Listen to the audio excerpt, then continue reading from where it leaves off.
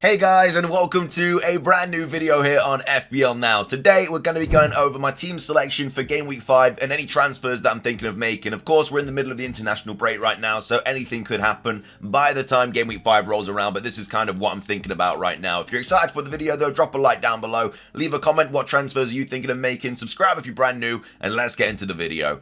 So, starting things off, I do currently have Turner in goal, who has Burnley at home. My other option is Onana, who's got Brighton at home, but I just can't see them keeping a clean sheet in that game at all. Whereas Forest definitely could keep a clean sheet against Burnley. It's a different game, like in the Prem than the Cup. Obviously, we did lose to Burnley in the Cup, but I feel like now, you know, we are obviously going to be playing our starting 11. We've now had, obviously, all the transfers hopefully settled in a little bit. We did make a lot of transfers over the transfer window, but at the same time we had like 27 outgoings or something. A lot of people are like, oh, Forest are buying all these players, but yeah, we literally had like 27 outgoings, so we've actually only bought like 13 or 14 players and had like more than nearly double that have left the club. So this is why we had to buy all these players. But anyway, Turner at home to Burnley. I'm not expecting him to lose his spot at all. Like, obviously we have just signed a new goalkeeper. I think that's mainly just going to be for competition, but Turner has come into our club and played really, really well, so I don't see why he would lose his spot. So yeah, hopefully he does, and if he does, then you can just obviously get rid of him for an Areola on like a future wildcard or something. But as of right now, I think he's still a fine option. The only reason I'm keeping Onana is just because then they have like Burnley and some pretty good fixtures coming up after this game week, and I feel like I've weathered the storm now. Like, I've got back-to-back zeros for him. He'll obviously do really well this week because he's going to be on my bench, but hopefully in the next few weeks he can repay the favour of my faith in him and actually get me some points. But not playing him this week. Turner at home to Burnley I think is the better option. We have just kept a clean sheet away at Chelsea, so if we can do that, we should be able to keep a clean sheet at home to Burnley. But yeah, in goal we do have Turner, and then the back we do have Estepinian, who's got United away, Saliba, who's got Everton away, and then Chilwell, who's got Bournemouth away. So 3 good old away fixtures for the back line, all playing for different clubs. Yeah, Estepinian with United away, I'm not expecting them to keep a clean sheet either. I think it'll finish like, I think it'll be quite a high scoring game, to be fair. I think it'll be like 2-2 or something like that. Maybe Brighton might even win, you never know. United are in a bit of a shambles at the moment. But yeah, Estepinian always having that attacking threat and stuff. So I feel like it'd be weird me benching him. I mean, my benching options are terrible anyway, so I don't think I'd get rid of him regardless. But they've got Bournemouth soon as well, so that's the main reason I'm keeping him. Hopefully he can go big in that game. But yeah, Estepinian with United away. And then we've also got Saliba, who's got Everton away. A lot of people got rid of their Arsenal defence because obviously the United game and stuff. I've kept Saliba. He will be going soon. But at the same time, like, I've got to play him this week. Everton away is a good fixture for Arsenal, so hopefully he can get some return there, whether it be a clean sheet or an attacking return. I'd love a Saliba bullet header, I really, really would, but you never know. And then we do also have Chilwell, who's got Bournemouth away. I mean, I don't know really where Chelsea are at the moment. They did just lose to Forest at home, so Bournemouth away might actually be a tricky fixture for them. You don't know. Obviously, they've had a little bit more time over the international break to gel and stuff. Well, some of the players anyway. Obviously, a lot of the players have gone over on international duty. But I don't know. It's a weird one with Chelsea. I won't be keeping them for much longer anyway. Their fixtures do completely change, I think, like game week 8 onwards. Yeah, game week 9 onwards, the fixtures are absolutely terrible for Chelsea. They've got Arsenal, Brentford, Spurs, City, Newcastle, Brighton, United. Obviously, you can start thinking about bringing them back in game week 16, but that's way too far out in the future. So you'll be getting rid of your Sterlings, then your Chilwells, your Nicholas Jacksons, and stuff like that around game week 9, which is also why a game week 8-9 wildcard is like really, really good, because you can offload all your Chelsea players, especially if you've tripled up on them, and then bring in like Villa players who've got really good fixtures. I think United have got some pretty good fixtures. Obviously, Spurs have got good fixtures, stuff like that. So that's the back line. In midfield, we do have Mbumo, who's got Newcastle away, Odegaard, who's got Everton away, Saka, who's got Everton away, Maddison, who's got Sheffield United at home, and then Bruno Fernandes, who's got United at home. I feel like I've made a really bad decision getting rid of Rashford over Odegaard. I don't really know why I did it. I mainly did it for the Everton fixture this week, and then obviously United have got Brighton, and I just felt a little bit more comfortable with Arsenal playing at home against United. I mean, they both scored in the United game when they played them, so it's not the worst thing in the world. They both finished on 7 points. But I think after this fixture, I may have to bring Rashford back in, and I really hate the idea of doing that, because they've got Spurs at home, which is fair, and then they've got Bournemouth away, which is a really good fixture. But United's fixtures do get like really, really good. They've got Burnley, Crystal Palace, Brentford, and Sheffield United. To be fair, if I was going to wildcard in game week like 8 or 9, I'd be bringing my United players in then, but I'd have to weather the storm of Burnley away and Crystal Palace at home for Rashford, which I feel like he could go big in. So it's really the difference between Burnley and Crystal Palace in game week 6 and 7 for United against Spurs and Bournemouth for 6 and 7 against Arsenal.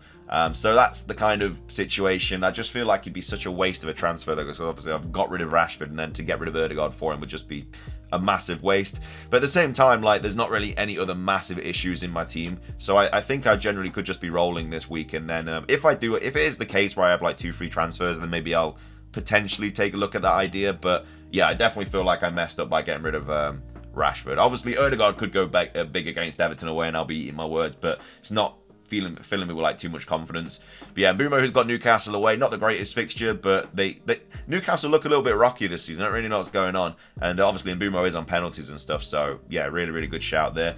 Saka also on penalties. Sheffield United at home for Maddison. I think that's going to be such a good fixture. I wish I had more Spurs assets for that fixture. I really do. I mean, I could bring one in this week. I could easily bring in like Udogie or something like that, and then bench Estepinian or Saliba or something like that, which I generally could also do. Like, I kind of want to roll the transfer, but that Sheffield United home fixture is just so nice.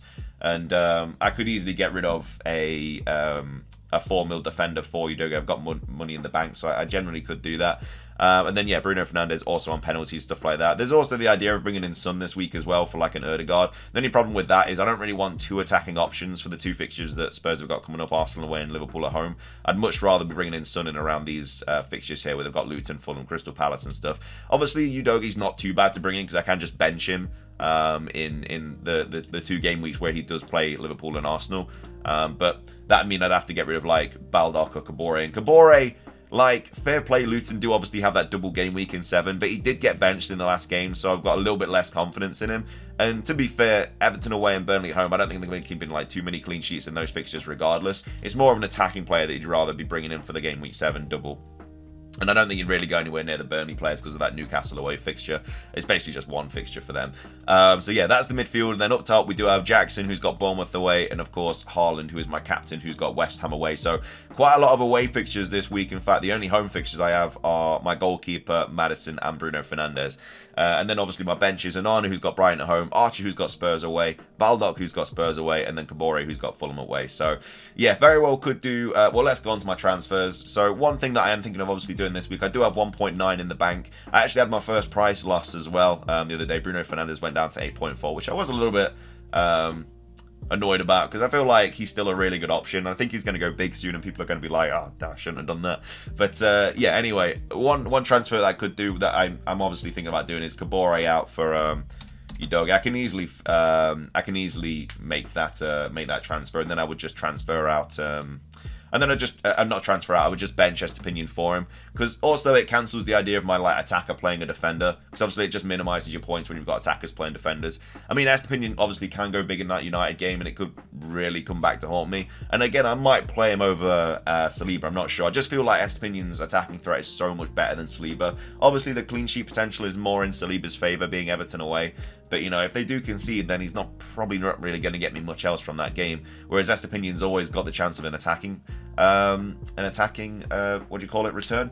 So, yeah, I'm not 100% sure. But, yeah, if I did use a transfer this week, I think it would be on Udogie, just for that Sheffield United game. And then, obviously, when he's got Arsenal away and Liverpool at home, I would just bench him for my other players. And, again, it'd be Spurs at home the week after, so I may even have to get rid of Saliba that week. But I think having 2 free transfers going into the game week 6 is a little bit better, because that allows me to get rid of my Ødegaard and stuff.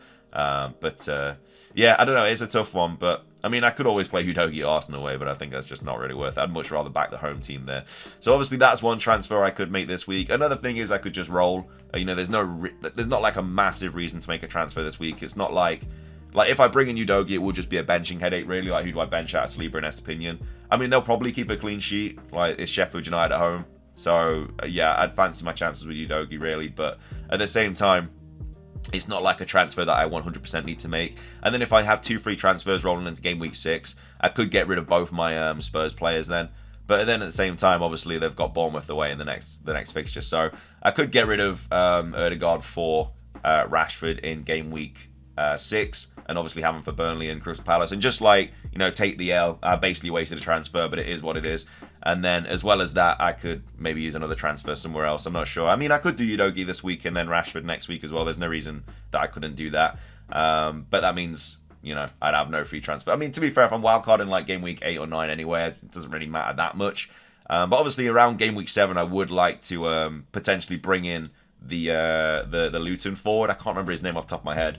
Let me just quickly have a look. The Luton forward is hang on a minute. It's all over the place. I need to do. Oh, I don't know. He's I think he's like 5.5. It's Morris. That's the one. Yeah, Morris. So Morris is obviously an option I could also bring in. And I think I would be able to afford that if I did do the Udogie move as well. But I don't think I would be able to bring in Rashford as well if I did that. Let me just double check. I forget like all price rises and stuff like that and price changes. If I try and bring in Rashford, can I do that? I think I might. No, I'm 0.2 out. So I wouldn't actually be able to do that if I wanted to bring in Udogie, Rashford, and then Morris for game week 7. So I may have to be fair, I mean, I could potentially downgrade Nicholas Jackson to Morris. I mean, he's going to have Fulham, which, you know, away is a good fixture, but Nicholas Jackson just can't hit a barn door at the moment. And to be fair, like, if I'm wildcarding soon, I think Everton and Burnley is a decent double up. I don't think I would captain it at all. Like, I wouldn't go anywhere near that. But I think it'd be nice to have a double game week player there as well. So I could always just get rid of Nicholas Jackson for him instead, and then just, like, obviously in game week 8 wildcard or game week 9 wildcard, because it's not the worst situation. But anyway, that's kind of the team selection at the moment. I'll probably do an updated team selection next week if we have like any more information on like injuries or anything like that. If I have no injuries, that's probably what I'm going to do. So Udogie out, Udogie in this week, Rashford in next week, and then the week after Morris probably in for Jackson. And I quite like that transfer plan, but obviously anything can happen. We'll have to wait and see. But that's where I'm kind of thinking at the moment. But yeah, if you enjoyed today's video, drop a like down below. Leave a comment what transfers you're thinking of making this week. Subscribe if you're brand new. And until next time, peace.